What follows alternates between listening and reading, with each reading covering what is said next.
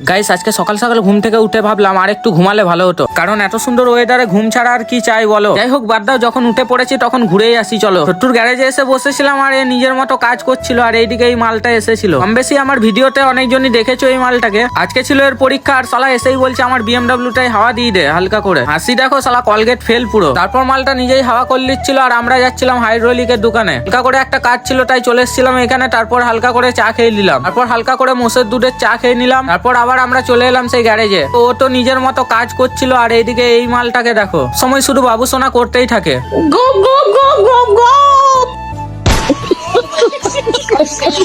যাই হোক তারপর আমি এসে বসেছিলাম আমাদের গরিবের সুন্দরবন পাঁচিলে, আর আমার সঙ্গে ছিল এই মালটাও। অন্যদিন কি হয় আমি একা একা বসে থাকি, কিন্তু আজকে মাথা খাওয়ার লেগে এই মালটা ছিল। আর দুদিন টানা বৃষ্টি আর ঝড়ের কারণে এই গাছটা পড়ে গিয়েছিল। হোক ভাই আমার কাছ থেকে ফোন নিয়ে ব্লক করছে দেখো। তো হে এভরিওয়ান, কেমন আছো? দেখো ইরফান সে, আমি বসে আছি।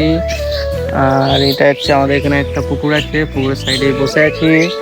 আর এখানে হচ্ছে হোক ভাই প্রথমবার ব্লগটা বানালো, কেমন লাগলো অবশ্যই জানিও কমেন্টে। আমাদের সঙ্গে অনেকটাই ফালতু বকে দিলাম, ব্লগটা এখানেই শেষ করছি। তো হে টাটা।